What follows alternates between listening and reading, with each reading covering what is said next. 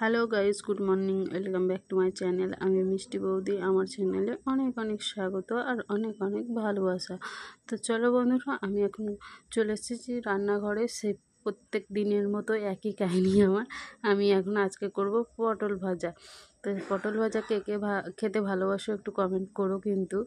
আর কচি কচি পটল একদম সুন্দর ভাজা। আমি না শরীরটা বড্ড খারাপ, খুব তো কাশি হচ্ছে, সরি তার জন্য। আর এদিকে দিয়েছি বাঁধাকপি ভাপাতে, আর এদিকে দিয়েছি কড়াইয়ের মধ্যে তেল আর কচি কচি পটল ভাজা। মানে কচি জিনিসটাই ভালো লাগে, তাই না?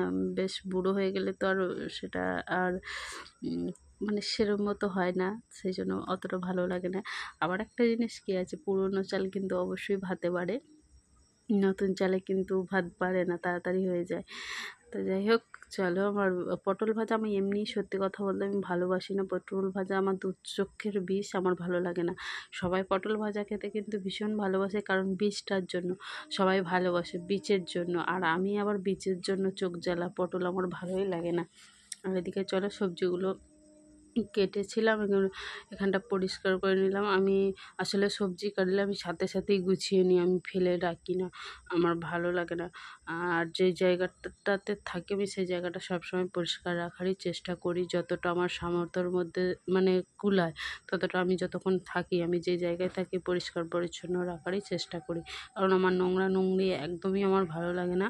আর দুটো কড়াইয়ের মধ্যে চাপিয়েছি দেখো, আর বাইরে ভাত বসিয়েছি। ভাতটা তোমাদেরকে আজকে দেখাইনি, মানে ওদিকে কাঠের উনুনে ভাত বসিয়েছি, বাইরে হচ্ছে।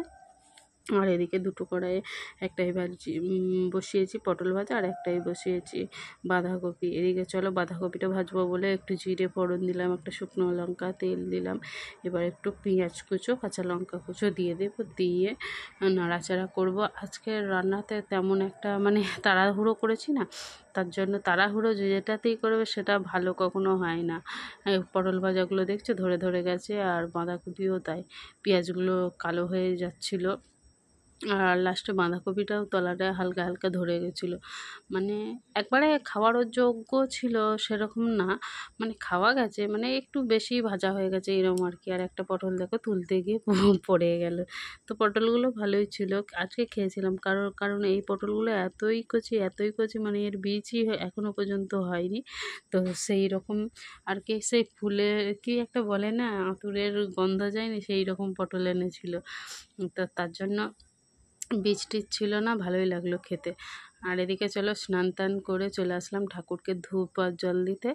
আর আমি তো বুঝতে পারিনি যে আমার মুন্ডু কাটা যাবে এখানে। আমার তো দেখছি, পরে গিয়ে দেখছি, ও বাবা, আমার মুন্ডুই দেখা যায় না। এই দেখো, ঘরেও পুজো দিয়ে দিয়েছি। আর এই যে আমি টুকি, তোমাদের সাথে একটু টুকি দিয়ে দিলাম। এই দেখো, চলো এবার খাওয়া দাওয়ার ব্যবস্থা করতে হবে। আসলে বাঁধাকপিটা ভাজা ছিল, নামানো হয়নি, সেই জন্য কড়াইয়ের মধ্যে, সেই তো সকালবেলা রান্না করে গেছিলাম, ওই জন্য ভাবলাম কি এখানে একটু তাতিয়ে নিই। তারপরে শুধু রান্না বান্না হয়েছিল বাঁধাকপি আর পটল ভাজাটা করে গেছিলাম। পরে এসে দেখি কি বর আবার পোস্ত এনেছে, পোস্তটা ও নিজে আবার চাপিয়েওছে, আলু কেটে পোস্ত বেটে ও চাপিয়েওছে। তো যাই হোক, একটা তরকারি হয়ে গেল, বর করে নিয়েছে। এবার শুধু বাঁধাকপি আর পটল ভাজা আর পোস্ত দিয়ে তো নিরামিষ শুধু তো ভাত ঢুকবে না, ওই জন্য আবার দুটো ডিম নিয়ে এসে আবার ভাজলাম। তা না হলে কারোরই ভাত যাবে না, সত্যি কথা বলতে। মাছ মাংস না থাকলে ডিমটা অন্তত থাকতেই হবে। তো ডিমটা ভেজেছি, দুটো ডিম মানে ফেটে ভাজলাম, তাহলে দুটো ডিম ফেটে ভাজলে আধখানা আধখানা করে সবারই ধরো হয়ে যাবে। ছেলের আধখানা, বরের আধখানা, আমারও আধখানা, আর শাশুড়ি মায়ের আধখানা। শাশুড়ি মা তো আসলে আজকে মানে ভাত খেতে আসেনি, ভাইয়ের বিয়ে, সেই জন্য এখন ভাইয়ের বিয়ে খাচ্ছে, খাক, কিছু বলার নেই, খাক, এখনও ওনার শখ সাধ মিটুক। আর এদিকে চলো, আমি আবারও তেল দিয়ে দিচ্ছি কড়াইয়ের মধ্যে, কড়াই গরমটা হোক। আর আমি এদিকে ডিমটাও ফাটিয়েছি, ফেটে নিই সুন্দর করে। ডিম যত ফাটবে ততই মানে ভালো আর কি হয়, ফোলে তত সুন্দর, ফাটলে পরে লবণটাও ভালো মিক্স হয়। আর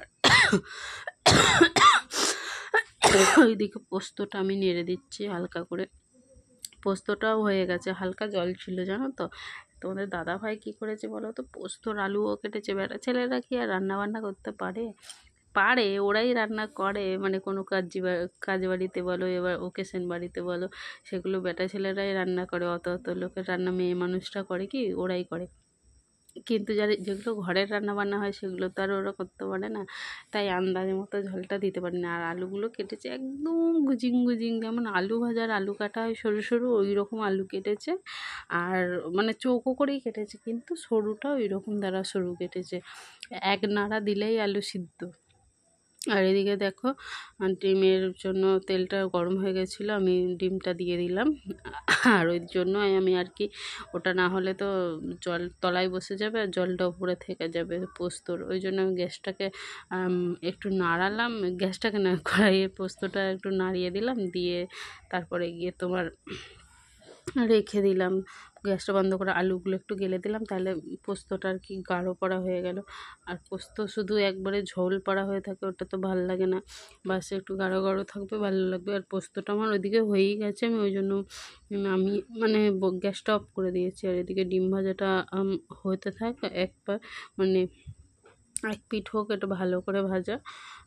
দুটো ডিম দিয়েছি যেহেতু অনেকটা মোটা হয়েছে সেই জন্য। আর এদিকে আমি এত পরিমাণ কাশি পাচ্ছে কি বলবো, পোস্তটা ঢেলে নেব, তার জন্য ওই গামলাটা আর কি ধুয়ে নিলাম একটু। আর আমাদের কলের অবস্থা প্রচণ্ড খারাপ, প্রচুর বালি উঠছে, তার জন্য এই খাবার জল দিয়ে আমাকে গামলাটা ধুতে হচ্ছে। ধুয়েছি, কলের জল দিয়ে ধুয়ে এনেছি, কিন্তু বালি বালি ঠেকছে। ওই খাবার জিনিস আমার নোংরা নোংরি একদমই ভালো লাগে না, ওই জন্য যেই জলটা আমাদের খাওয়া হয় খাবার জন্য এই খাবার জল অনেক দূর থেকে আনতে হয়। আমাদের জলের প্রচণ্ড কষ্ট, যে সরকার থেকে বা পঞ্চায়েত থেকে যাই বা হোক বলছিল কল দেবে কল দেবে, কল যে কবেই দেবে জানি না, কল আদেও দেবে কি না সেটাও জানি না। কল দিলে আমাদের খুবই উপকার হয়, কিন্তু কলের তো কোনো আশাই দেখছি না। ভোট চলে এলো, কলে আর কিছুই তো দেখছি না। কল যদি দিত না আমাদের সত্যি অনেক সুবিধা হতো। কলের জন্য আমাদের মানে জলের জন্য আমাদের প্রচণ্ড কষ্ট হয়। আমাদের এই কলগুলোতে জলই ওঠে না, আবার যদি বা ওঠে এইরকম হ্যাঁচকেসেই, মানে এমন জলের অবস্থা। এই জল তো খাওয়াই, বাড়ির জল তো খাওয়াই যায় না। ধরো রান্নাবান্না করা হয়, ঘরটর মোছা হয়, জামা কাপড় ধোয়া, চান টান করা, এই জলটা দিয়ে মোটামুটি এগুলো আমরা চালিয়ে নিই। আর খাবার জলটা দূর থেকেই নিয়ে আসি। চলো, রান্নাবান্না তো হয়ে গেল, ওই জন্য আমি বসে পড়েছি খাবার জন্য, সবাইকে বেড়ে দিচ্ছি। সবাই পাতে পাতেই নিয়ে নিচ্ছে। আজকে তো ওই তো রান্না হয়েছে বললাম। ছেলে তো স্কুল গেছে, আমরা দুজনে এখন খাবো। ছেলে যখন আসবে, এসে তখন যদি খিদে পায় তাহলে খাবে, না হলে পরে খাবে, কারণ ও স্কুলে যায় তো খেয়ে যায়। 11:30টায় স্কুল যায়, 11টা 11:30টার সময় খেয়ে তারপরে স্কুল যায়। আর স্কুলেও আবার ভাত দেয়, ও তো সবাই খায় যখন, ওকেও এক গাল খেতে হয়, তার জন্য এসে আর সব দিন খেতে পারে না। যেদিন হয়তো খায় না সেদিনকে খায়, আর যেদিন খায় সেদিন আর এসে খায় না, এইরকম আর কি। চলো আমি খাওয়া দাওয়া করে নিই। আর আমার মতো কে সব মানে সব কিছু তরকারি বলো সবজি বলো যা কিছু আছে একটা থালার মধ্যে নিয়ে খেতে পছন্দ করো কে, আমাকে একটু জানিও। কারণ এইরকম উদমা পাবলিক আমিও আছি, কারণ আমার ওই 36টা বাটিতে সাজিয়ে সাজিয়ে আমার খাবার নিতে ভালো লাগে না। আমার ভালো লাগে একটা থালার মধ্যে সব কিছু নেব, বেশ টুকিয়ে টুকিয়ে খাবো, আমার এটা ভীষণ ভালো লাগে। আর এত কাশি হচ্ছে কি বলবো তোমাদের, কাশিটা যে এত পরিমাণ বেড়েছে। আর কাশিটা দিনের বেলায় হয় না জানো তো, কাশিটা হয় ঠিক রাত্রের বেলায়। কাশতে কাশতে কাশতে কাশতে পুরো একদম মানে হিসু করে ফেলার জোগাড়, মানে এত পরিমাণ কাশিটা হয়।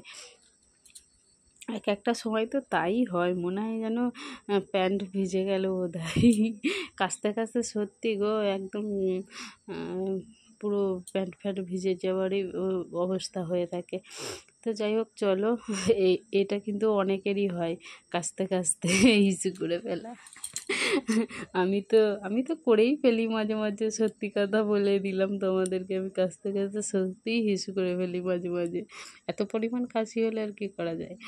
তো যাই হোক, আজকের খাওয়া দাওয়াটা ভালোই ছিল, মানে শুধু সবজি নিরামিষ তরকারি ভালোই লাগে খেতে, কিন্তু খারাপ লাগে না। চলো আমি চলে এসেছি খাওয়া দাওয়া করার পর একটুখানি রেস্ট নিতে, আবার তো 4টে বাজলে রওনা দিতে হবে। তো ভিডিও এখানেই আমি শেষ করব। সবাই খুব ভালো থাকবে, সুস্থ থাকবে। দেখা হচ্ছে আগামীকাল নতুন আর একটা ভিডিওর সাথে। টাটা বন্ধুগণ।